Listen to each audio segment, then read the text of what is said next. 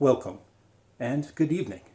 Sadly, I can't be with y'all in the planetarium underneath the night sky in our dome, but I can be here. My name's Mr. Jason Talley, and I'm your planetarium supervisor at the St. Charles Parish Library Planetarium.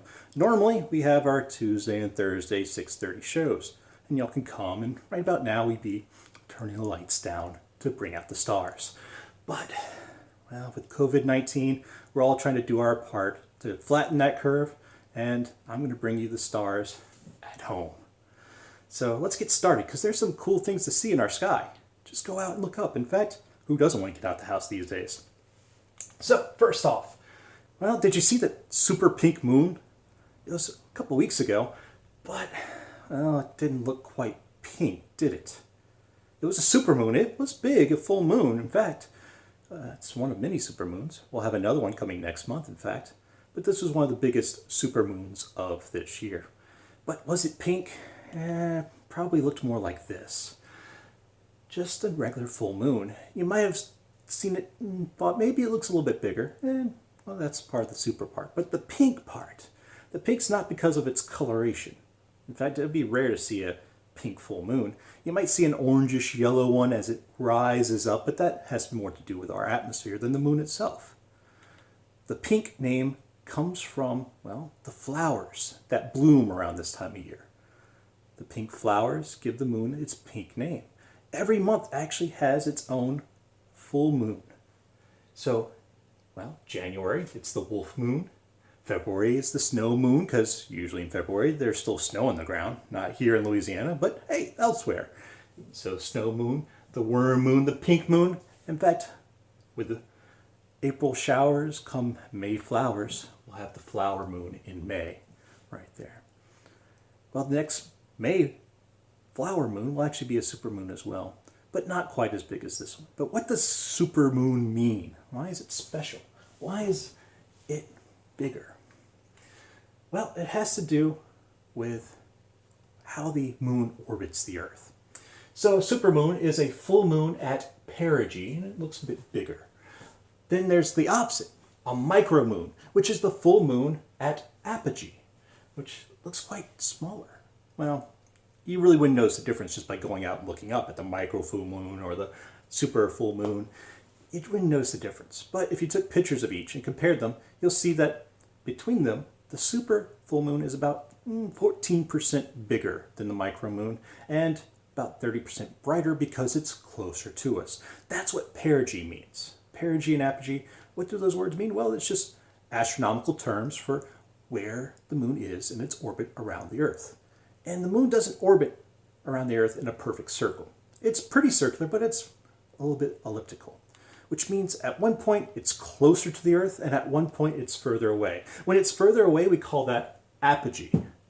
Apogee, when the moon has moved around the Earth to be further away, as opposed to on the opposite side where it's closer, which is what we call perigee.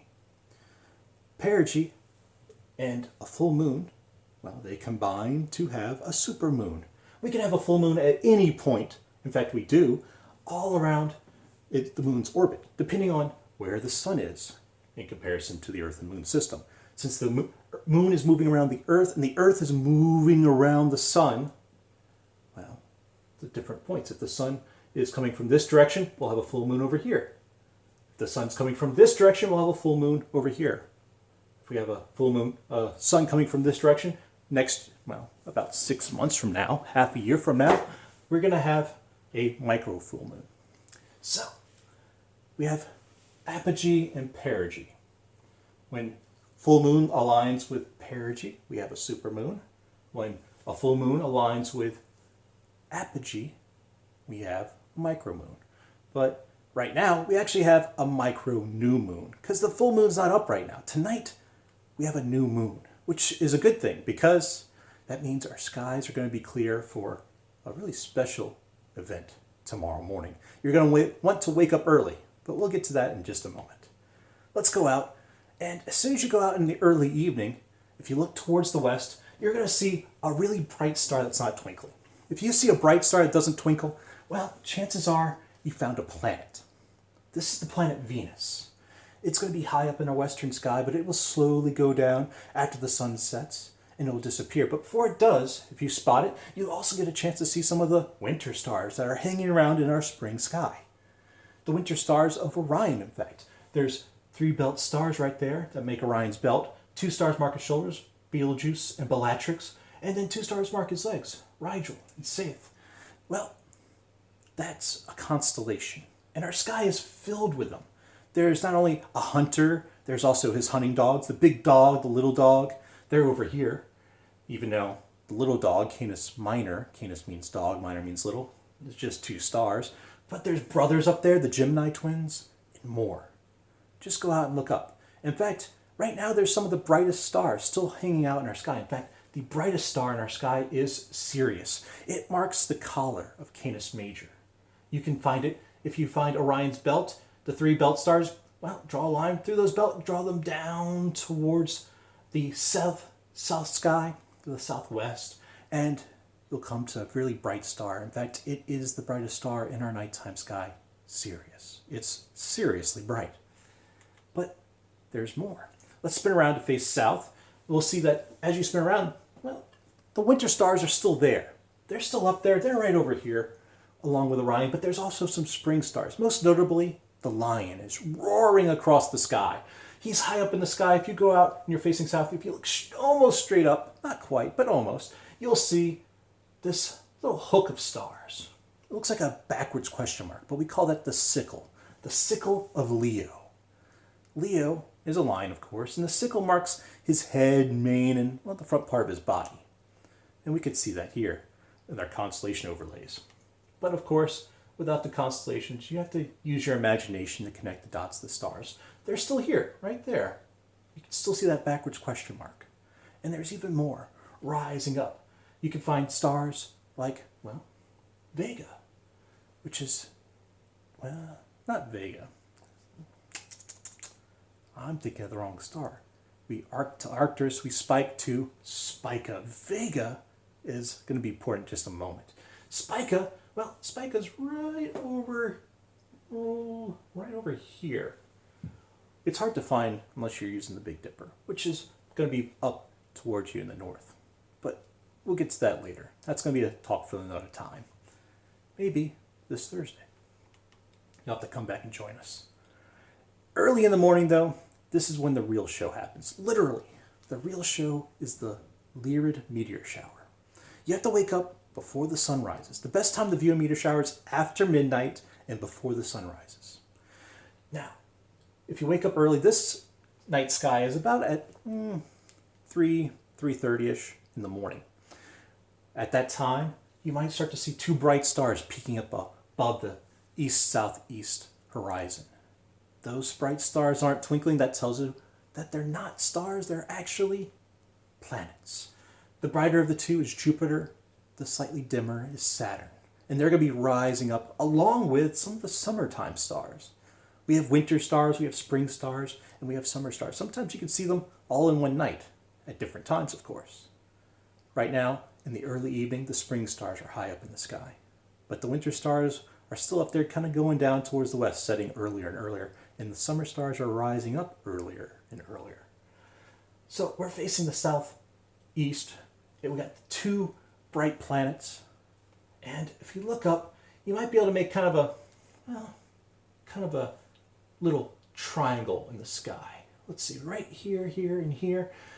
That's the summer triangle. The summer triangle is 3 bright stars that are each part of their own constellation. And one of the brightest of the 3 is Vega. Vega is in the constellation of Lyra, the harp. Here we can see it a little bit better. It's kind of like this little, it's more like a fish, but it's supposed to be a harp. That's what people saw a long time ago, over 2,000 years ago, to the ancient Greeks and Romans. They looked up and they connected the dots to make all kinds of shapes, and they saw a harp here. And the bright star, Vega, is the brightest in that constellation. Lyra the harp, well, that's where the meteors seem to come from. Every meteor shower has kind of a radiant, that's what it's called, a focal point. A radiant from which all the different meteors, these chunks of rock and dust from space, come plowing into our atmosphere. Really, it's us plowing into them, but again, I can explain more about that in the comments below. Tonight, really tomorrow morning, the Lyrid Meteor shower could very well put on a great show. But to see it, you're going to have to go out away from all the city lights. Go out to where there's no light pollution. That's key. You want a dark sky. In fact, you want it to be so dark you can see our own Milky Way, our own galaxy arching overhead. The best time to see it, of course, is, as I said earlier, in the morning tomorrow morning, Wednesday, early before the sun rises, or if you are keen on staying up late, you can go out and hang out past midnight, and you'll start to see some of the activity rearing up past midnight on into the morning hours. You want a clear sky, of course. It should be pretty clear. We might have a few clouds out there tonight and tomorrow morning. In an open field is best because you don't want any trees blocking your view. And of course, you want to have proper attire and bug spray because it is southeast Louisiana. It could be hot out there and you don't want to get too hot, so dress appropriately and bring that bug spray. But as we all know, maintain social distancing, go out, enjoy the night sky, but do so safely. Do so properly so we can all try to flatten that curve together. This here is an image taken by a meteor hunter of sorts, a camera that looks up the sky and collects all the images of the sky that contain meteors. This is from the Lyrid Meteor shower, where we have the streaks coming from a focal point right about here, but not all of them. Some of them go off in different directions, and that's common. Most of the meteors come from that radiant, but not all of them. Some might streak in random directions. That just happens. But for the St. Charles Parish Library Planetarium, I do hope you go out tomorrow morning, early before the sun rises, and check out the sky. Try to find Jupiter and Saturn. They'll be up there, and they'll be bright.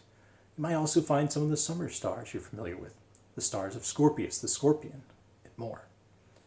So go out and look up. And for the Planetarium, I'm Jason Talley, and I want to say thank you for joining us tonight. Hope to see you soon.